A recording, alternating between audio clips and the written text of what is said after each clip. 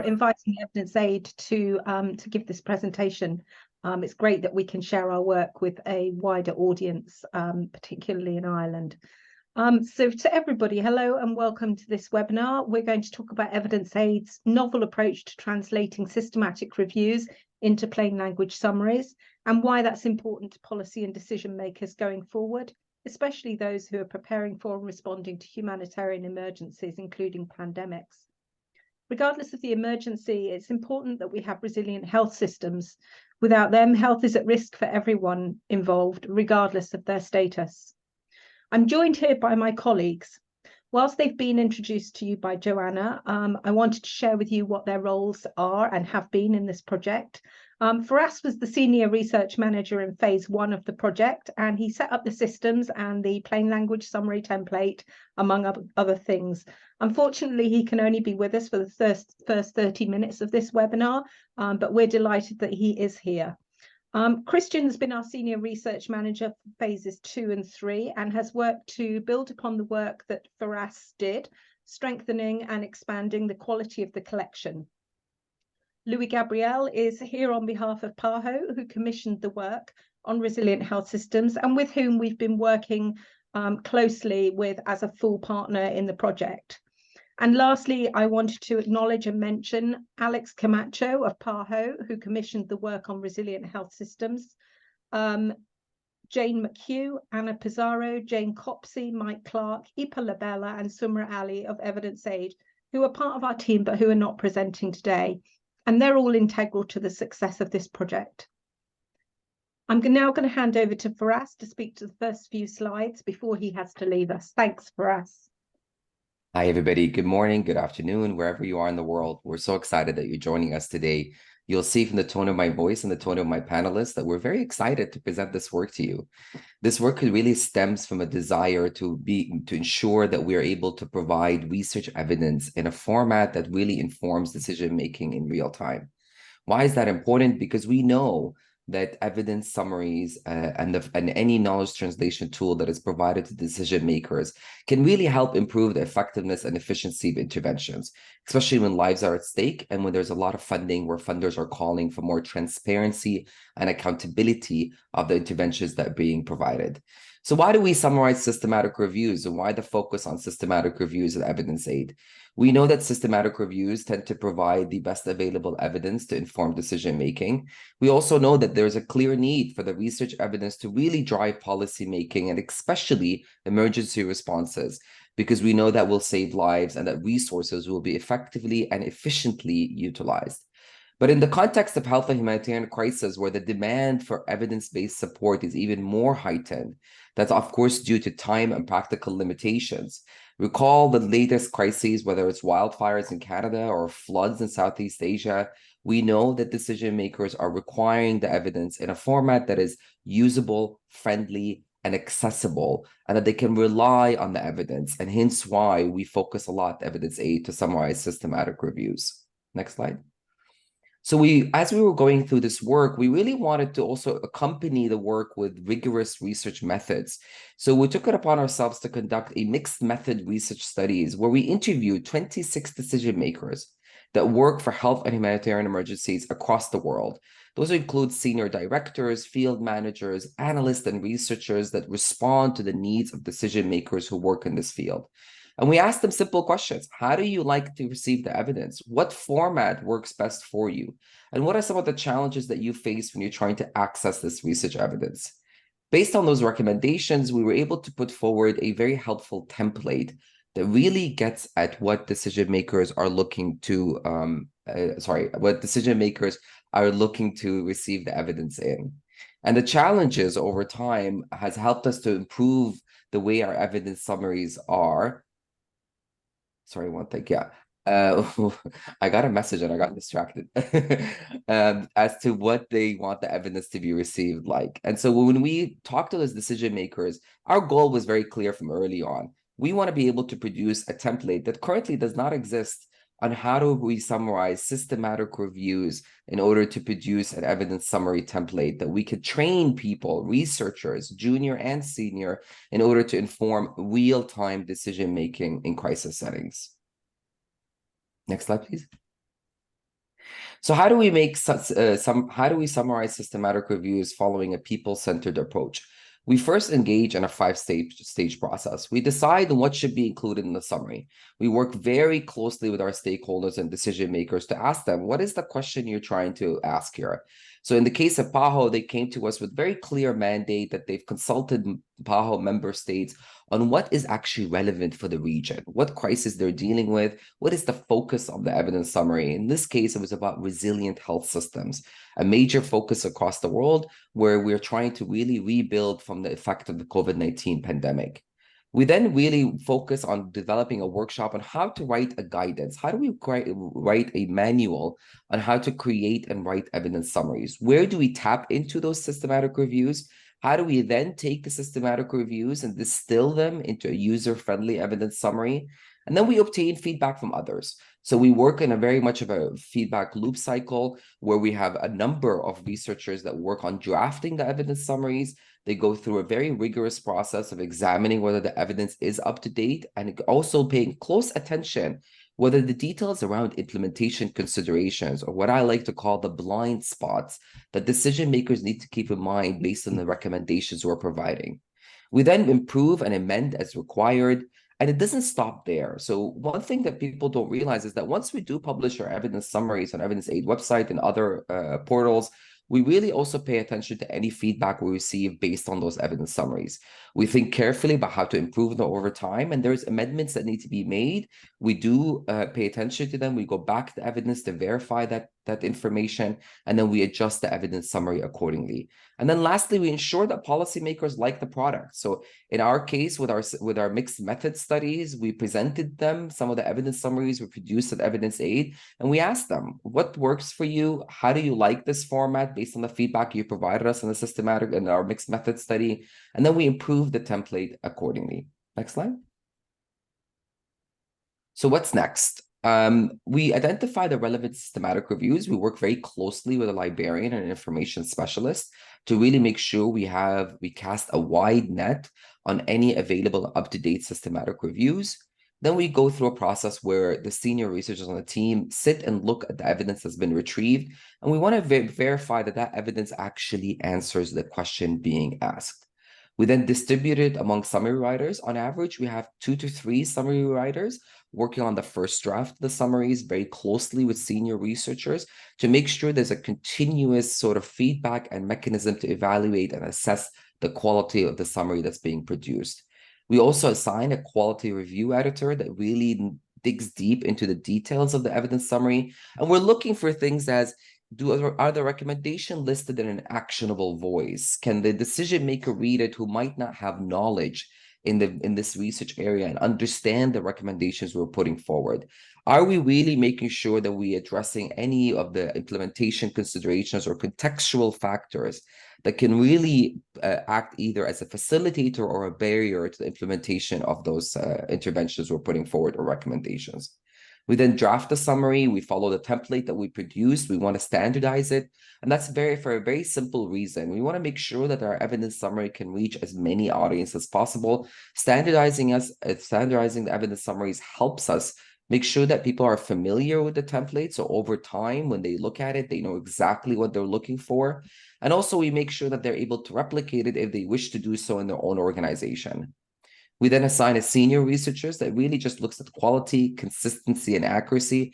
And I want to just point out here that we work very closely with a decision maker who's asking the question too at this stage specifically, because we want to make sure that at this stage that the evidence summary is addressing what the goal of whether the evidence summary collection or the specific evidence summary we're producing.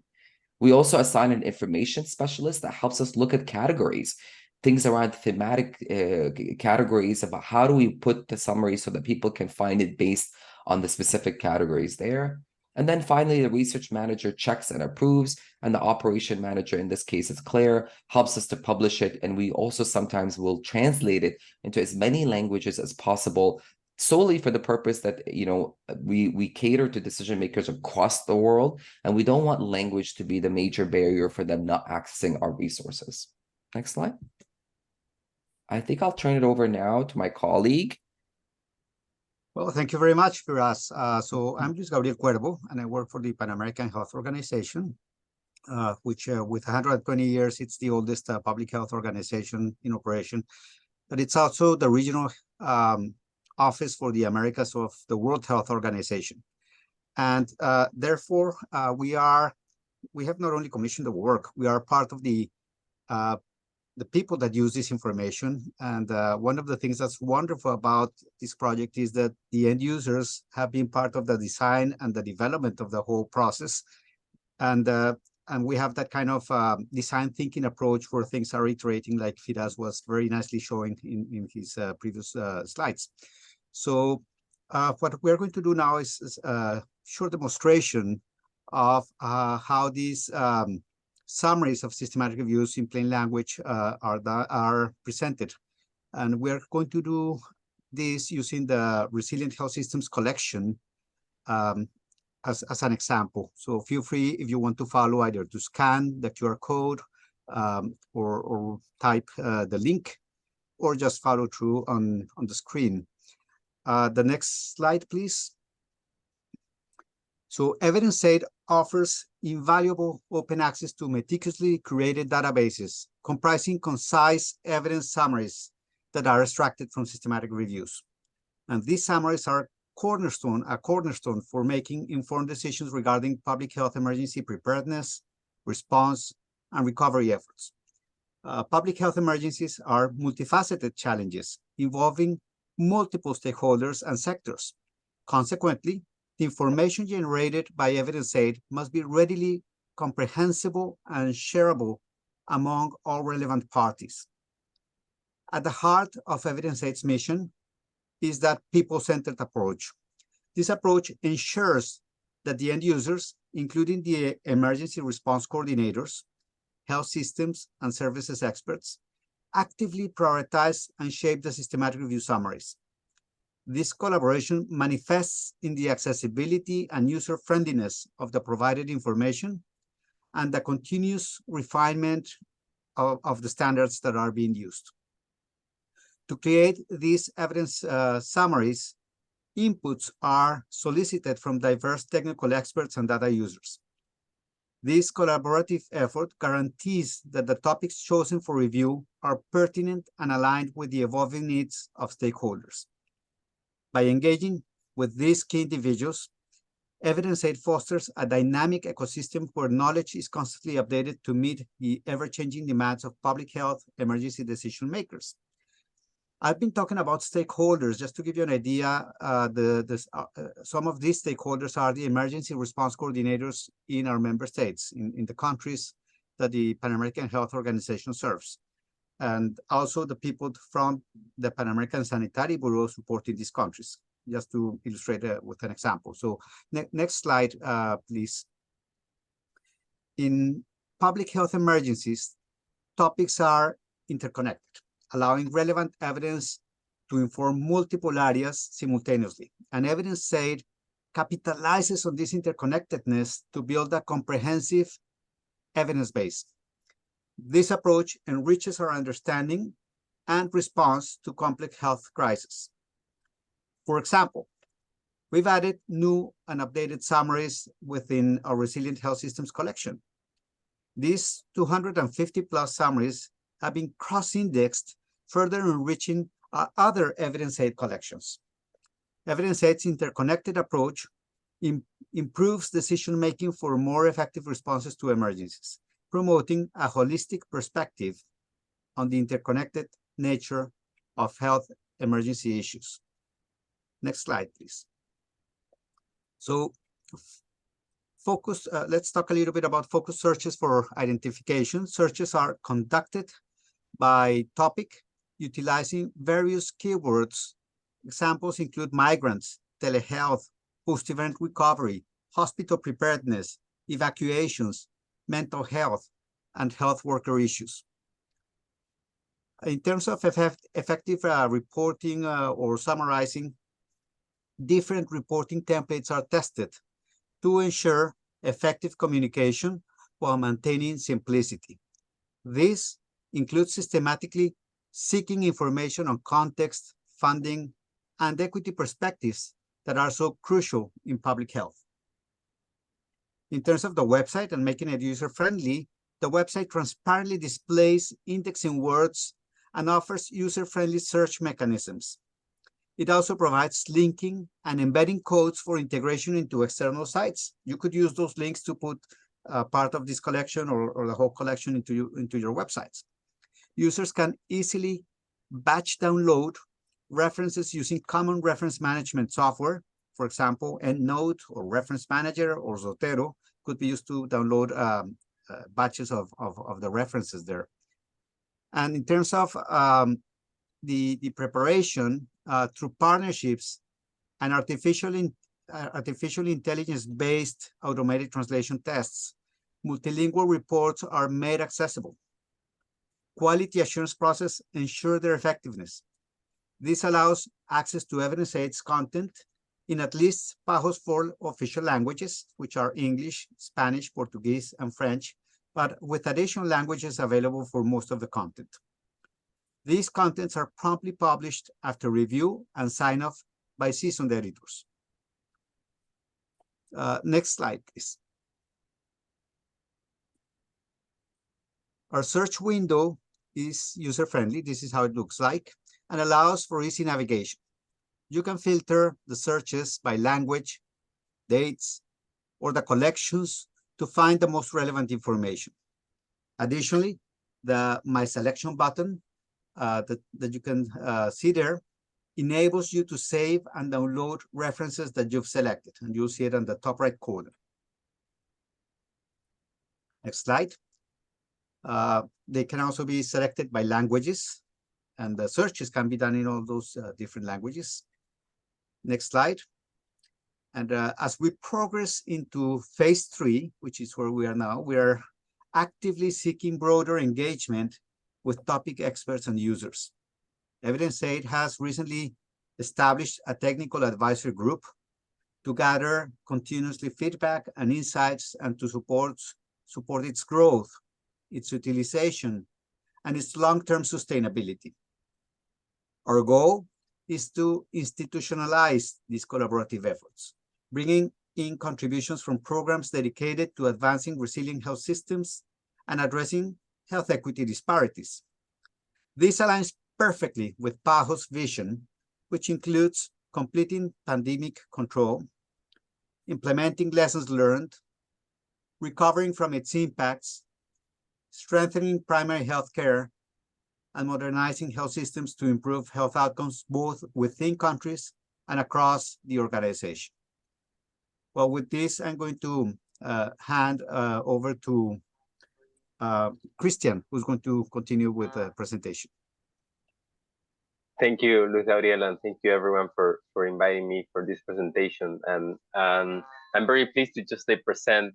So, like, my name is Christian, as Luis Gabriel and Claire was presenting me, and I have been the senior research manager for these projects in phases 2 and 3, which essentially just made me in the position to check and kind of organize the production of multiple summaries across the resilient health system collection. So today I just wanted to briefly touch over some of the key aspects that the template of the summary could have.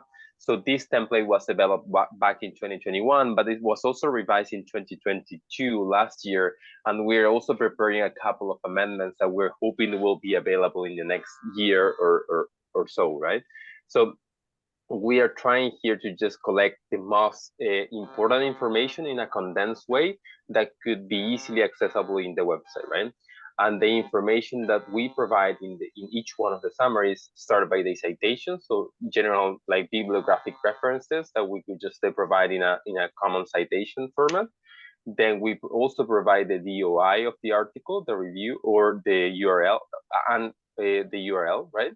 And we also report whether the review was open access. So if which is critical for decision makers sometimes, if they will need to just take access that review after reading our summary, right? Then we also report on the funding sources that each one of the reviews report on acknowledging some specific donors. And then we go over like language in which the review and abstracts or plain language summaries are available. And I will just like come back to that in the next slide. And then we classify reviews in two main buckets. And this is one of the most key important parts that we do here at Evidence State. It's just we classify questions that are relevant to what works, right? So meaning, does an intervention work to produce X outcome, right? And then we split that from any other review addressing any other type of question, right? So we split up that in what works review and then what was found review, right? So in the case, a review is a what works review, meaning like it's measuring the effect of an intervention or of a group of intervention. We'll just like have a what works section and what doesn't work section, and then what's uncertain section too, right? So we'll have like a very clear like structure and how to report the findings of a review when this is like when the review is measuring the effects of an intervention. And then in any other case, any other type of question that a review could be addressing, we'll just like call that a what was found review, and then the findings will be presented only under one subheading, that is what was found, right? And then later we'll have like implications for implications section, which is essentially split in two. So we'll just like present briefly in a couple of words what are the implications for policy and practice that the authors stated in their review, and then any potential implication for future research that they outline in their paper. And then finally, other considerations that are mostly related to health equity. We try to say whether the review could be relevant to different audiences and different populations, and we try to focus the framework from Progress Plus, which is plus, right, which is like trying to address the different elements, populations, and peoples in society to see if there would be any equity consideration. Can you move to the next slide, please?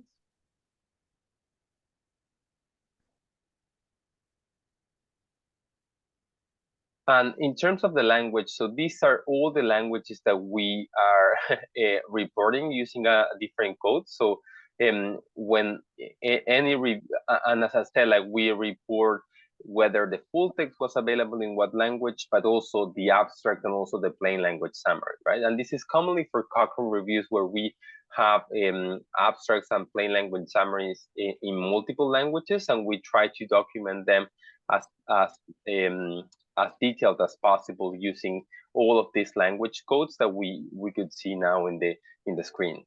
Next slide, please.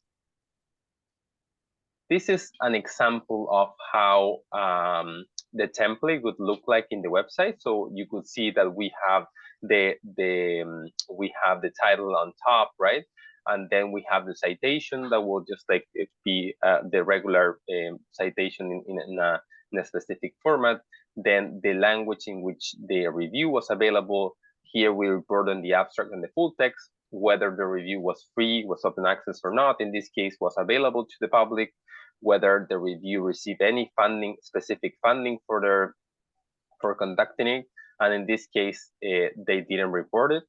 And then we had a small paragraph that we call What's This, in which we essentially report some general considerations of the review and including some methodological aspects, meaning the search date, like any specific search restriction, and then the number of studies that was at the end was included at the end, together with the countries in which these studies were conducted, right? And then we had the key findings of the review. That is normally a couple of paragraphs that, as I said, is structured in two main type of formats. One that is what works reviews, meaning reviews assessing the effectiveness of interventions. In this case, was the other type, which is like any other review that addressing other type of question in term, and they will be what was found review. And then we have the final two sections, which are like implications, that I said, like implications for policy and practice and future research, and then any other health equity consideration that we would like to address at the end. Can you move to the next slide, please? Yeah, and then after we finalize the summary, we're also trying to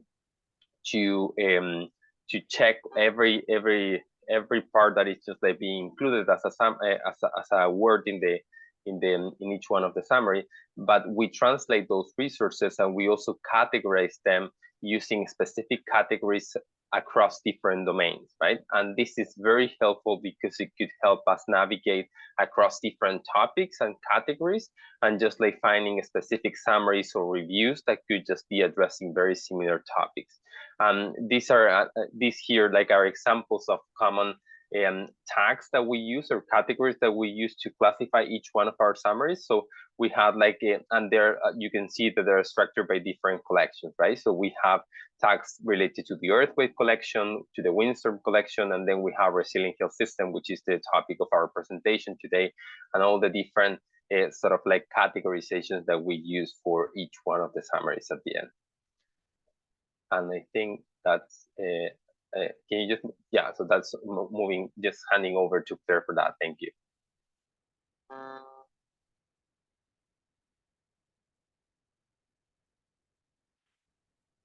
Claire? Yeah. So sorry, yeah, I was sorry, I was just trying to find my mouse, which had disappeared on my screen. I just wanted to say thank you for listening to our webinar, and thank you for our presenters, Faraz, Christian and Louis Gabriel. It was a pleasure to work with them to put this presentation together, and to also bring some of our old team back into the fold again, which is a really lovely. I just wanted to say, if you can add your questions to the Q&A, that would be fantastic. If you want to sign up to our newsletter, send your details to info@evidenceaid.org. And if you want to follow us on our social media channels, then we are on Twitter, Facebook, Instagram, and LinkedIn. And you'll find us by keying in Evidence Aid. We also take on volunteers and interns. So if you're interested in our work enough to want to be involved much more, then again, contact me and I will be pleased to hear from you. Now I'm going to hand over to Joanna, who is going to moderate the questions.